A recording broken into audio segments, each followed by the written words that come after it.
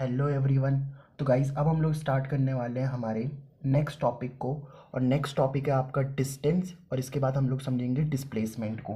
तो सबसे पहले मैं आपको एक चीज़ सिखाता हूँ, that is your physical quantity, है ना। देखो फिजिकल क्वांटिटी क्या होती है आपके पास में, जिस क्वांटिटी को आप लोग मेज़र कर सकते हो, मतलब ऐसी प्रॉपर्टीज़ जिनको क्या किया जा सकता है, मेज़र किया जा सकता है ना। वो प्रॉपर्टीज़ जिनको आप मेज़र कर सकते हो, इसको हम लोग फिजिकल क्वांटिटी बोलते हैं। मुझे पता है आपको समझ में नहीं है, टेंशन मत लो, मैं आपको समझाता हूँ। देखो जैसे अगर मैं बोल लूँ, एक टर्म है लव, है ना। आप अपनी मम्मी से कितना लव करते हो, है ना, आप अपनी माँ से कितना लव करते हो, ये आप नहीं बता सकते हो। इसको मेज़र नहीं किया जा सकता है, इसको मेज़र नहीं किया जा सकता। या आप किसी और से कितना लव करते हो, ये आप मेज़र नहीं कर सकते हो, है ना। तो ये हमारी फिज़िकल क्वांटिटी नहीं है। लेकिन अगर मैं आपसे बोलूँ कि लेट से मेरे पास में ये इस तरीके से एक लाइन है, ये आपकी मान लो 2 मीटर की है ना। और ये एक लाइन है मेरे पास में, ठीक है, ये मान लो 3 मीटर की है। तो ये लाइन 2 मीटर है, ये लाइन 3 मीटर है। ये आपने किसके बेस पे बताया भाई, आपने इसको मेज़र किया होगा ना। इसको आप जानते हो क्या बोलते हो, आप लोग इसे लेंथ बोलते हो, ठीक है। तो इस लेंथ को क्या किया होगा, आप लोगों ने मेज़र किया होगा, ठीक है। तो ये जो लेंथ को आपने मेज़र किया है ना सर, ये जो आप लेंथ को मेज़र किया है, इसी को तो हम लोग फिज़िकल क्वांटिटी बोल रहे हैं। तो फिज़िकल क्वांटिटी का मतलब आपको समझ में आया, वो क्वांटिटीज़ जिनको हम मेज़र कर सकते हैं। मतलब ये जो लेंथ है, इस लेंथ को मेज़र किया जा सकता है ना। जैसे मान लो एक ब्लॉक ये है, ये ब्लॉक है 2 kg का, है ना। कोई बॉक्स है ये 2 kg का है, और दूसरा मान लो कोई दूसरा बॉक्स है, वो आपका 3 kg का है। तो ये जो केजी है, केजी मतलब क्या है, ये मास ही तो है किसी चीज़ का। भाई इस बॉडी का ये मास है, इस बॉडी का ये मास है। तो ये जो मास है ना आप लोगों का, इसको भी तो मेज़र किया जा सकता है। तो जिन भी चीज़ों को आप लोग मेज़र कर सकते हो ना, जैसे लेंथ हो गया, मास हो गया, है ना, ये सब आपकी फिजिकल क्वांटिटीज़ होती हैं। तो फिजिकल क्वांटिटीज़ का मतलब क्या होता है, वो क्वांटिटीज़ जिनको मेज़र किया जा सकता है, वो प्रॉपर्टीज़ जिनको हम मेज़र कर सकते हैं, ठीक है। अब देखो फिजिकल क्वांटिटीज़ भी दो तरीके की होती हैं। फिजिकल क्वांटिटीज़ ना, मैं पी क्यू लिख देता हूँ शॉर्ट में, पी क्यू मतलब फिजिकल क्वांटिटीज़। तो फिजिकल क्वांटिटीज़ आपकी दो तरीके की होती हैं। एक होती है हमारे पास में कौन सी, those are your scalar quantities, ठीक है। कौन सी क्वांटिटीज़ होती हैं आपके पास में, स्केलर क्वांटिटीज़। और दूसरी जो हमारे पास में होती हैं, those are your vector quantities. तो दूसरी जो क्वांटिटीज़ होती हैं हमारे पास में, वो होती हैं वेक्टर क्वांटिटीज़। मैं आपको अच्छे से समझाता हूँ ये क्या होती हैं। देखो एक होती हैं स्केलर क्वांटिटीज़, एक होती हैं वेक्टर क्वांटिटी। पी क्यू मतलब समझ गए ना, फिजिकल क्वांटिटी जिनको हम मेज़र कर सकते हैं। देखो स्केलर क्वांटिटीज़ कौन सी क्वांटिटीज़ होती हैं, जिनको एक्सप्रेस करने के लिए, जिनको बताने के लिए आपको दो चीज़ों की ज़रूरत होती है। एक होता है आप लोगों का मैग्नीट्यूड, और एक होता है हमारे पास में क्या, यूनिट। इसको भी मैं अच्छे से समझाता हूँ, टेंशन मत लो। जैसे मान लो मैं आपको बोलूँ कि आप मार्केट गए, मार्केट से आप एप्पल लेकर के आए, ठीक है। मार्केट गए और मार्केट से एप्पल लेकर के आए। अब कितने एप्पल लेकर के आए सर आप लोग, आप एप्पल लेकर के आए मान लो 2 kg, है ना, लेके आए आप 2 kg एप्पल। तो ये जो 2 है ना, 2, ये 2 है आपका मैग्नीट्यूड, है ना। और ये जो केजी है, ये केजी क्या है आप लोग की यूनिट। किसकी यूनिट है ये भाई, ये देखो ये जो केजी है, ये केजी यूनिट है ना, बट किसकी यूनिट है, ये मास की। आपको पता है मास किसकी यूनिट होती है, केजी की यूनिट होती है कि नहीं होती। मतलब मास की यूनिट क्या होती है, केजी होती है कि नहीं होती। तो इसका मतलब अगर आप एप्पल लेकर के आए, 2 kg एप्पल लेकर के आए, तो एक तो मैग्नीट्यूड आपने बता दिए, 2 मैग्नीट्यूड होगा, केजी आपका यूनिट हो गई। तो इस वाली चीज़ को, मतलब मास को, केजी है ना तो मास है, तो मास को बताने के लिए सिर्फ और सिर्फ आपको मैग्नीट्यूड की और यूनिट की ज़रूरत होती है, मैग्नीट्यूड और यूनिट की ज़रूरत होती है। यहाँ पे कोई डायरेक्शन की ज़रूरत नहीं है। मान लो आप दुकानदार को बोलो कि भाई मुझे एप्पल दे दो 2 kg ईस्ट डायरेक्शन में, या 2 kg एप्पल दे दो वेस्ट डायरेक्शन। हाँ तो डायरेक्शन थोड़ी ना बोलोगे यार। तो इसका मतलब ये क्वांटिटीज़ कौन सी क्वांटिटीज़ होती हैं आपके पास में, स्केलर क्वांटिटीज़ होती हैं, ठीक है। वेक्टर क्वांटिटीज़ क्या होती हैं, देखो वेक्टर क्वांटिटीज़ होती हैं जिनको एक्सप्रेस करने के लिए मैग्नीट्यूड की ज़रूरत तो होगी, साथ में यूनिट की ज़रूरत भी होगी, और साथ में डायरेक्शन की ज़रूरत भी होगी। अभी इतना सीख लो, है ना। वो टेंसर टूंसर जो भी आपके माइंड में ना, अभी उसको टेंशन मत लो उसकी। वो जब मैं आपको मोशन इन अ प्लेन पढ़ाऊंगा ना, तो मैं आपको अच्छे से क्लियर कर दूंगा क्या टेंसर है वेंसर है जो भी है, मैं आपको अच्छे से समझा दूंगा, उसकी टेंशन मत लो। अभी जितना बता रहा हूँ वो समझो। तो वेक्टर क्वांटिटीज़ क्या होती हैं, जिनके लिए मैग्नीट्यूड, यूनिट और डायरेक्शन की ज़रूरत होती है। मैं आपको एग्जांपल देता हूँ। जैसे मान लो फोर्स, आप किसी के घर पे गए, है ना, या आपको दरवाज़ा, वो पहली बार आपको पता है कि बोलना है कि दरवाज़ा खोलना है ना, मान लो वो दरवाज़ा लगा हुआ है, तो आप दरवाजे पे फोर्स अगर मैं बोलूँ तो मैंने ये तो मुझे पता है कि अगर इस दरवाजे पे, ये जो डोर है ना आपका, इस डोर पे अगर मैं 10 न्यूटन की फोर्स लगाऊँ, भाई न्यूटन आपको पता है न्यूटन क्या होती है, फोर्स की यूनिट होती है भाई। न्यूटन क्या होती है, फोर्स की यूनिट होती है। तो मैंने बोला 10 न्यूटन की फोर्स लगाओ। अब आपने बोला 10 न्यूटन की फोर्स लगाओ, लेकिन यार अंदर की तरफ लगाऊं या बाहर की तरफ लगाऊं, तो यानी कि यहाँ पे डायरेक्शन का इन्वॉल्वमेंट है ना। तो आपने बोला 10 न्यूटन की फोर्स लगा दो इनवर्ड, है ना, 10 न्यूटन की फोर्स लगा दो इनवर्ड। तो ये वेक्टर क्वांटिटी हो गई। तो फोर्स कैसी क्वांटिटी हो गई आपकी, वेक्टर। तो अभी समझ लो, देखो ये जो 10 है, ये 10 क्या है आप लोगों का, मैग्नीट्यूड। ये जो न्यूटन है ये क्या है आपकी यूनिट, फोर्स की यूनिट होती है ना न्यूटन। और जो इनवर्ड है वो क्या है, डायरेक्शन। समझ गए इस बात को। अगर नहीं समझ में आया, मैं एक और एग्जांपल देकर के आपको समझाता हूँ। जैसे मान लो यहाँ पे कोई ब्लॉक रखा हुआ है, ठीक है। अब इस ब्लॉक पे मैंने इधर की तरफ क्या लगाई, फोर्स लगाई। इधर की तरफ मैंने इस ब्लॉक पे क्या लगाई, फोर्स लगाई। फोर्स लगाई सर आपने इस पे 3 न्यूटन की, है ना। तो 3 न्यूटन की फोर्स लगाऊंगा, तो ये 3 न्यूटन की फोर्स में किस डायरेक्शन में लगा रहा हूँ, अच्छा ये तो पता है ना आपको। ऐसे ऊपर की तरफ आप क्या दिखाते हो, नॉर्थ, ये साउथ, है ना, फिर ये ईस्ट और ये आपका वेस्ट, ऐसे तो दिखाते हो, है ना, नॉर्थ ऊपर, साउथ नीचे, इधर ईस्ट इधर वेस्ट, है ना। तो अब मैंने इस ब्लॉक पे कितने की फोर्स लगाई, 3 न्यूटन की फोर्स लगाई। और कौन सी डायरेक्शन में फोर्स लगाई आप लोगों ने सर, ईस्ट डायरेक्शन में। तो आपको डायरेक्शन भी बताना पड़ेगा। तो जो 3 है वो 3 हो जाएगा आपका मैग्नीट्यूड, जो न्यूटन है वो हो जाएगी आपकी यूनिट, और जो ईस्ट है वो हो जाएगा आप लोगों का डायरेक्शन, ठीक है। तो क्योंकि मुझे आपको देखो डिस्टेंस डिस्प्लेसमेंट समझाना था, इसलिए मैंने आपको क्लियर किया कि फिजिकल क्वांटिटीज़ क्या होती हैं, ठीक है। चलो अब हम लोग वापस आते हैं अपने टॉपिक पे। And now let's discuss about the distance. देखो डिस्टेंस क्या होता है, जैसे मान लो ये एक रोड है, ठीक है सर, और इस रोड पे क्या है, मान लो एक कार है इस तरीके से, ठीक है, एक कार है, ये चल रही है। तो अभी मान लो ये ए पोजीशन पे इस तरीके से, ठीक है। अब ये कार चलते चलते ए से कहाँ पे पहुंच गई सर, बी पे पहुंच गई, ठीक है। ए से कहाँ पे पहुंच गई है, बी पे पहुंच गई, ठीक है। और ए से बी तक ये जो टोटल लेंथ चली है ना, जो इसने पाथ कवर किया है, वो मान लो इसने 10 या चलो 100 मीटर का कवर किया है। कितना कवर किया है इसने, 100 मीटर का पाथ कवर किया है। तो ये जो इस, जब ये ए से बी तक चला, तो इसने ये जो टोटल लेंथ कवर करी है ना, भाई लेंथ ही तो है, ए से लेकर के बी तक क्या है, ये लेंथ ही तो है ना। तो ए से लेकर के बी तक की जो टोटल लेंथ, जो पाथ इसने कवर करा है ना, इसी को हम लोग डिस्टेंस बोल देंगे।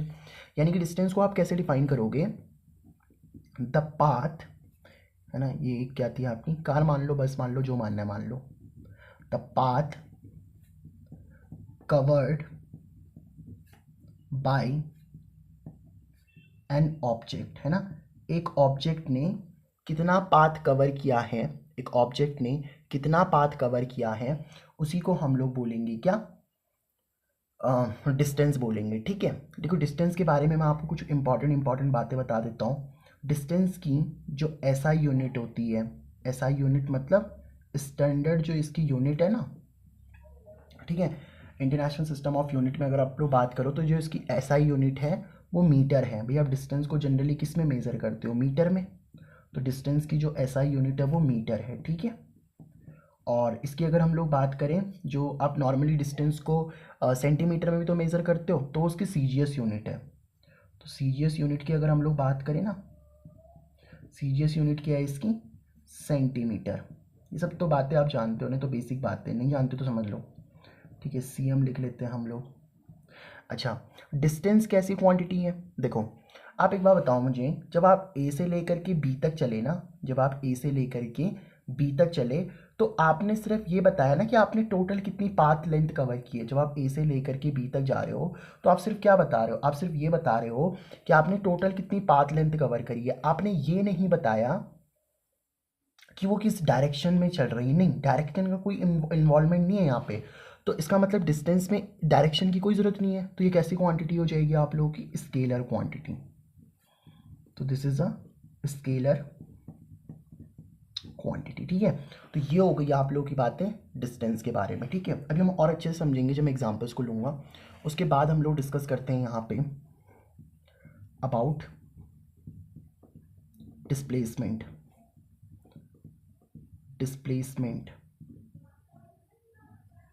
तो देखो, जैसे मैं अब ये बोल रहा हूँ ना कि ये ए से लेकर के बी तक 100 मीटर का इसने पाथ कवर किया, तो ये जो पाथ कवर है ना, इस पाथ कवर को ही आपने क्या नाम दे दिया यहाँ पे? अब डिस्टेंस का नाम दे दिया। यानी कि मैं बोलूँगा कि इस ऑब्जेक्ट ने 100 मीटर की डिस्टेंस चली है, इस ऑब्जेक्ट ने 100 मीटर की डिस्टेंस चली है, ठीक है सर। तो डिस्टेंस तो हमें समझ में आ गया, इसमें कोई टेंशन वाली बात नहीं है। अब आप डिस्प्लेसमेंट को भी क्लियर कर दो, अवश्य करेंगे, टेंशन काहे को लेनी है। देखो डिस्प्लेसमेंट क्या होता है? अरे डिस्प्लेसमेंट डिस्टेंस ही होती है भाई, डिस्प्लेसमेंट ना डिस्टेंस ही होती है, बस उसमें एक और चीज़ जुड़ जाती है, और वो क्या आती है? होती है डायरेक्शन, ठीक है।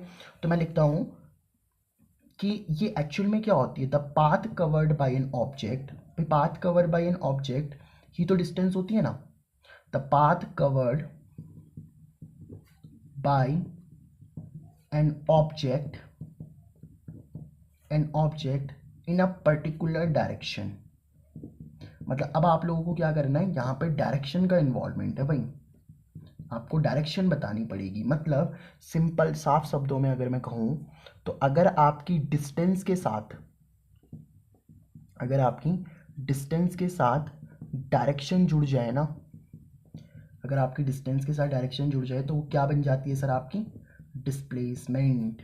यस, सो ये क्या बन जाती है आप लोगों की? डिस्प्लेसमेंट बन जाती है। चलो, तो अभी पहले ना इसकी छोटी छोटी बातें ले लेते हैं, फिर आपको क्या होती है डिस्प्लेसमेंट, शॉर्टेस्ट पाथ में हर एक चीज़ बताऊंगा आप लोगों को, ठीक है। अभी टेंशन मत लेना।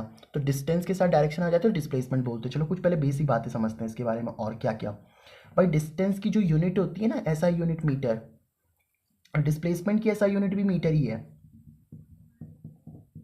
ऐसा यूनिट इसकी भी क्या है सर? मीटर ही है। ये तो टेंशन नहीं लेनी है आपको। अच्छा, अब देखो, क्योंकि डिस्टेंस के साथ तो डायरेक्शन का कोई इन्वॉल्वमेंट है नहीं, बट डिस्प्लेसमेंट के साथ डायरेक्शन लगानी पड़ती है ना। तो देखो, डिस्टेंस के साथ डायरेक्शन लगाई तभी तो डिस्प्लेसमेंट बना। तो इसका मतलब जो डिस्प्लेसमेंट है वो कैसी क्वांटिटी है सर आप लोगों की? This is a vector quantity, क्योंकि अगर डायरेक्शन आ गई फिर तो वेक्टर क्वांटिटी में आ जाएगा ना। तो डिस्प्लेसमेंट कैसी क्वांटिटी होती है आप लोग की? एक वेक्टर क्वांटिटी होती है। आई होप आपको इतनी बात तो समझ में आ गई होगी, ठीक है। अब एक काम करते हैं, कुछ एग्जाम्पल लेते हैं और उन एग्जाम्पल में हम लोग डिस्टेंस और डिस्प्लेसमेंट निकालना सीखेंगे, ठीक है। एक्चुअल में देखो, मैं आपको एक बात बताता हूँ, अगर आपको कभी भी डिस्प्लेसमेंट निकालनी है ना, एक क्वेश्चन लिख लो यहाँ पे, हाउ टू फाइंड डिस्प्लेसमेंट। एक मस्त तरीका बताता हूँ आपको, हाउ टू फाइंड डिस्प्लेसमेंट।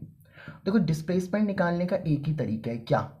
मैं आपको ये बताता हूँ, आप बस ये देख लो कि जो आपका ऑब्जेक्ट है ना, ऑब्जेक्ट, उस ऑब्जेक्ट की इनिशियल पोजीशन क्या है, उस ऑब्जेक्ट की इनिशियल पोजीशन क्या है, और उस ऑब्जेक्ट की फाइनल पोजीशन क्या है। अगर आपने ये दो चीज़ें पता कर ली ना सर, बस ये पता कर लो, इनिशियल पोजीशन मतलब वो ऑब्जेक्ट शुरुआत में कहाँ पे था, और फाइनल पोजीशन मतलब वो ऑब्जेक्ट अब कहाँ पे है। अगर आपने ये दो बातें पता कर ली ना, इनिशियल पोजीशन और फाइनल पोजीशन, इनके बीच की जो डिस्टेंस होगी ना, इनके बीच की जो डिस्टेंस होगी ना, वही डिस्प्लेसमेंट कहलाएगी। वही क्या कहलाएगी? आपकी डिस्प्लेसमेंट कहलाएगी, है ना। अभी आपको समझ में नहीं आया, कोई दिक्कत नहीं है, बस अभी आप कॉन्सेप्ट पकड़ लो कि इनिशियल पोजीशन, ऑब्जेक्ट की इनिशियल पोजीशन और फाइनल पोजीशन के बीच की जो डिस्टेंस होगी ना, वही डिस्टेंस आपकी डिस्प्लेसमेंट होगी।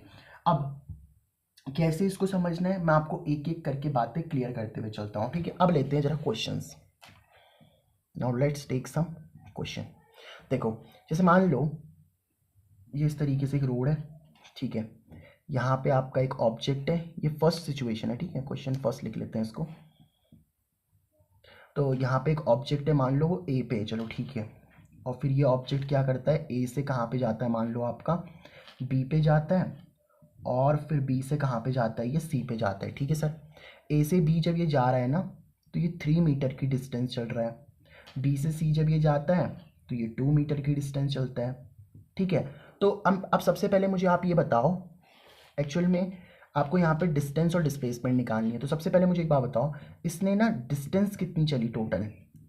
सर डिस्टेंस क्या होती है, आपको ये भी बताना है कि इसने डिस्टेंस कितनी चली, और आपको ये भी बताना है कि इसने डिस्प्लेसमेंट कितनी चली है। ठीक है, देखो सर डिस्टेंस क्या होती है, डिस्टेंस होती है the path cover by an object. भाई एक ऑब्जेक्ट टोटल कितना चला, तो देखो ये ऑब्जेक्ट ए से बी पहले कितना चला बताओ, 3 मीटर, यस सर। फिर ये बी से सी कितना चला सर, 2 मीटर, तो 3 मीटर प्लस पे 2 मीटर जोड़ दो, इतना ही तो चला नहीं है, तो दिस इज योर 5 मीटर।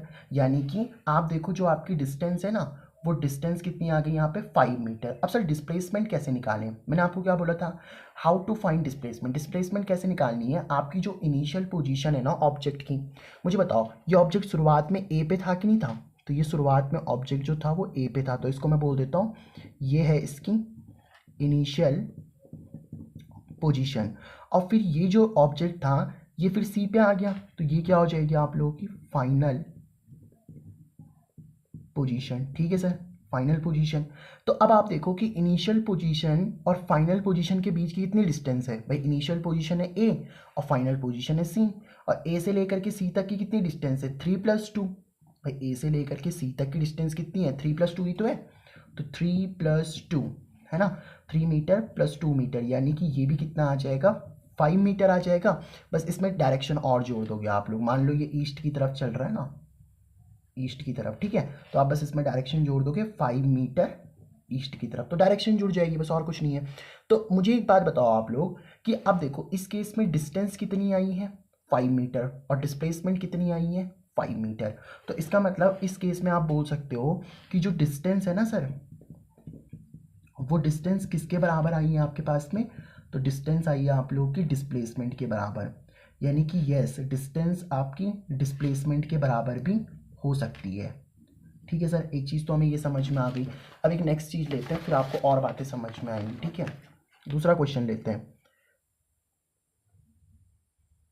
ठीक है, क्वेश्चन नंबर 2 क्या बोल रहा हूँ मैं, जैसे मान लो फिर से ले लेते हैं, यहाँ पे आपके पास में ऑब्जेक्ट है वो ए पे रखा हुआ है, फिर वो ए से बी पे जाता है और बी से सी पे जाता है, और फिर क्या करता है वो वापस टर्न बैक होकर के सी से बी की तरफ ही चला जाता है। मतलब अब आपका ऑब्जेक्ट यहाँ पे वापस आ गया, वापस आ गया। ठीक है, ए से बी मान लो ये 3 मीटर चला, बी से सी ये मान लो 2 मीटर चला, तो सी से बी भी कितना चला होगा, भाई बी से सी अगर 2 है तो वापस सी से बी जाएगा तब भी तो 2 मीटर ही होगा ना सर।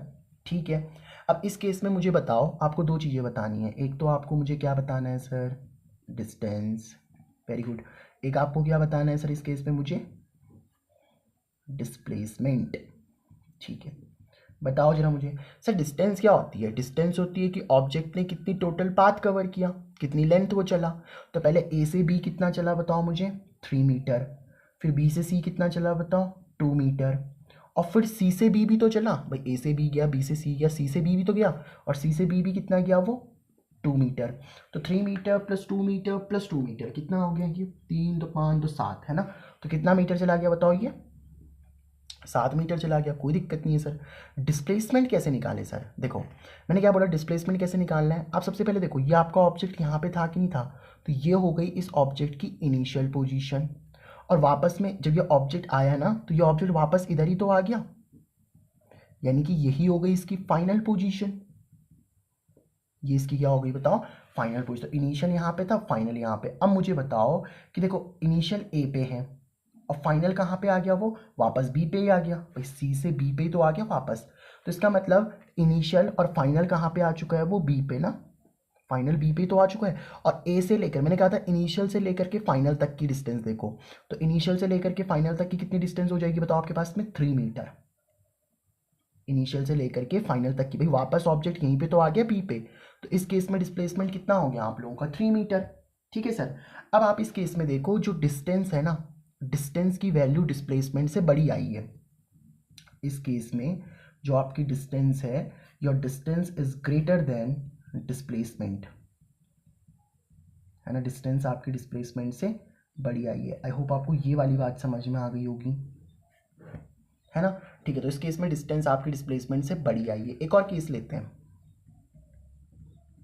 एक और केस लेते हैं। मान लो ये ऑब्जेक्ट आपके पास में ए पे है, ए से ये बी जाता है और बी से ये सी जाता है और वापस सी से फिर ना ए पे ही आ जाता है। ठीक है सर, वापस सी से कहाँ पे आ गया, ए पे आ गया। ए से बी मान लो ये 3 मीटर चला, बी से सी ये कितना मीटर चला, 2 मीटर। तो जब ए से बी 3 चला तो 3 मीटर हो गया ना, बी से सी चला तो 2 मीटर, तो टोटल ए से सी तक कितना चला, 5। तो वापस भी जब आया होगा तो 5 मीटर ही तो चला होगा ना भाई। सी से बी जब गया होगा तो वो 2 मीटर चला, फिर बी से ए गया तो 5 मीटर। तो यानी कि टोटल यहाँ कितना कवर कर लिया इसने, 5। ठीक है, अब इस केस में मैं आपसे पूछ रहा हूँ कि डिस्टेंस क्या है। डिस्टेंस भाई देखो, डिस्टेंस क्या है आपके पास में, डिस्टेंस है, डिस्टेंस क्या होती है, टोटल लेंथ कवर। तो ए से बी कितना चला पहले, ये 3 मीटर, फिर बी से सी कितना चला बताओ, 2 मीटर, और वापस जब ये सी से ए आया तो फिर कितना मीटर चल गया, 5 मीटर। तो इस केस में अगर आप देखो तो डिस्टेंस कितनी आ चुकी है, 3 + 2 5, 5 + 5 कितना 10। तो यानी कि डिस्टेंस कितनी चल चुका है ये आपके पास में, 10 मीटर। ठीक है, अब इस केस में डिस्प्लेसमेंट निकालना जरा, ये बड़ा इंपॉर्टेंट है। इस केस में डिस्प्लेसमेंट निकालो जरा। तो आप एक चीज़ देखो, डिस्प्लेसमेंट क्या होगा, डिस्प्लेसमेंट में होता है भाई साहब, ये ए है इसकी इनिशियल पोजीशन और वापस भी तो यहीं पे आ गया ये, यानी कि यही क्या हो गई इसकी फाइनल पोजीशन। अब सोचो ये ऑब्जेक्ट यहीं पे था, इनिशियल भी यहीं पे, फाइनल भी यही है, तो अगर कोई पॉइंट हिला ही नहीं अपनी जगह से तो वहाँ से क्या ही डिस्टेंस होगी भाई, ये पॉइंट है, ये ए पे था ना पहले। अगर डिस्प्लेसमेंट निकालनी तो इनिशियल पोजीशन ये है और फाइनल पोजीशन भी ये है, तो इस यहाँ पे था और यहीं पे आ गया, तो इसकी तो कोई डिस्टेंस बची ही नहीं ना भाई। अगर मानो आप ए पे हो, आप ए से चलना स्टार्ट करें और वापस ही ए पे आ गए, तो इनिशियल भी ये फाइनल भी ये, तो कोई डिस्टेंस तो बची नहीं। तो डिस्प्लेसमेंट कितना हो गया आप लोगों का, 0 मीटर। डिस्प्लेसमेंट कितना हो गया आप लोगों का, 0 मीटर। तो इसका मतलब डिस्प्लेसमेंट जो है इस केस में आपका, डिस्प्लेसमेंट कितना आ चुका है हमारे पास में सर, डिस्प्लेसमेंट आ चुका है 0।